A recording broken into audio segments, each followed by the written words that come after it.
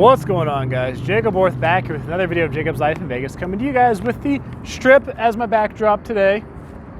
So guys, got a little update for you talking about what's going on here in Vegas, because with this whole virus thing, it's like stuff is constantly changing, it feels like. And like I said, there's a lot that goes on in Vegas normally, but with this virus thing going on, it's even crazier than it normally is here in Vegas right now. So if you guys appreciate me doing these videos, you guys like watching them, if this popped up, especially and you're recommended or something, you've never been here to the channel, subscribe. Okay, I've been doing this for a while and I appreciate the subscriptions I get from people who appreciate what I do and want to keep getting more great content talking about Vegas. So let's jump into this with an update here about Vegas and what's going on in terms of the virus. So I got a handful of things, probably 5 or so things we're going to talk about today, and a couple of them are virus related, a couple of them are business related, because the businesses are obviously still struggling big time here in Las Vegas, and then talking, about conventions and stuff like that, and really just the economic impact of all of this here in Las Vegas right now.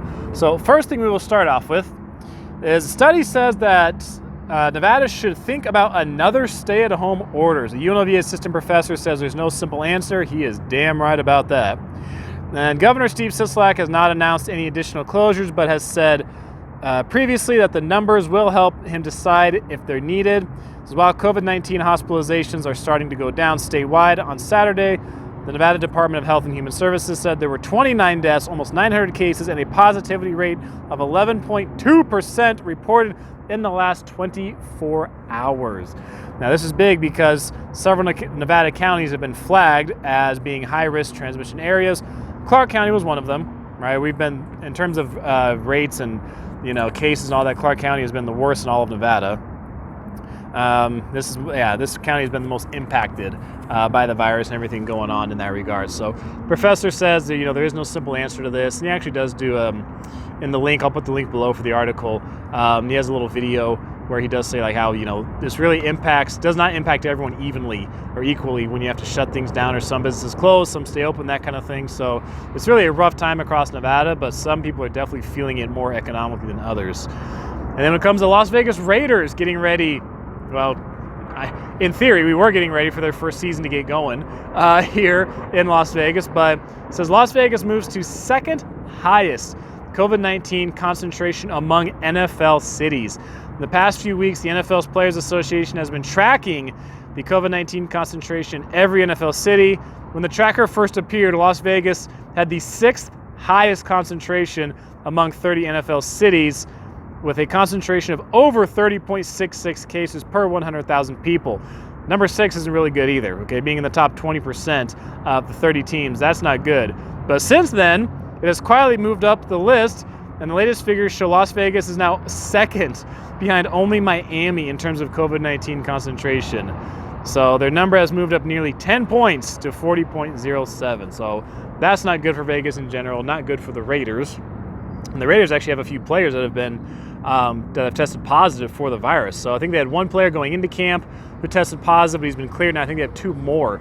Next, we have 5 Cinemark Las Vegas movie theaters are reopening next week. So there's something that a lot of you might, especially if you're locals, might want to take part in, or if you're just coming on vacation and you want something to do here, because there's only so much that's open right now in Las Vegas. The Orleans, Suncoast, Samstown, Santa Fe, and South Point. These theaters are offering comeback classic films at a cost of $5 for adults and $3 for children. Moviegoers can also book private watch parties, but they're limited to 20 people for $99. So hey, we have some places, even with the virus news going on, we have places that are trying to reopen, trying to get business going again, and bring some more entertainment back here to the entertainment capital of the world. Next we have MGM. So this is something that MGM just recently launched. Some of you might have heard about this. So MGM is launching a concept called Work from Vegas program. So it's a good point in this article. It says MGM Resorts has launched Work from Vegas business packages at the Bellagio and Aria Resorts, according to the Reno Gazette-Journal. There are 3 packages. The cheapest, 5-day, starting around $100 a night, going up to $400 a night for the top tier package. Now the thinking behind this is that the unorthodox campaign can bring in visitors to work during the day in hotel rooms and then spend the evening in the resorts, casinos, restaurants, and otherwise just relaxing away from home. So this is big because MGM reported a second quarter operating loss of $1 billion this year. compared to second quarter of 2019, where they made $371 million in profit. So MGM is hurting big time, just like so many of these other properties and companies are here in Nevada and really around the country and around the world. So MGM's trying something new.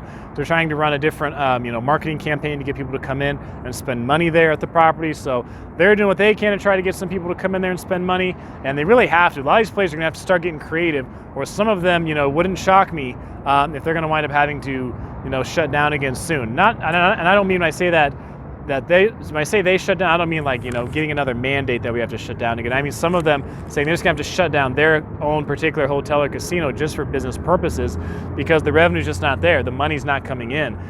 You've seen the numbers now for June of this year, and you guys are actually going to see that video tomorrow, talking about the numbers for June of 2020, the tourism numbers versus June of 2019. And obviously it's better than in April when we first closed for that whole month, but that was the first full month we were closed. But these numbers in June are not pretty. They're definitely not pretty. And it's going to be a tough road ahead of us right now in Las Vegas. And particularly one of the things we have hurting us the most is the fact that we have no conventions right now, no conferences going on, big events keep canceling. Obviously, some of you have mentioned how EDC was canceled earlier in the year than it was rescheduled.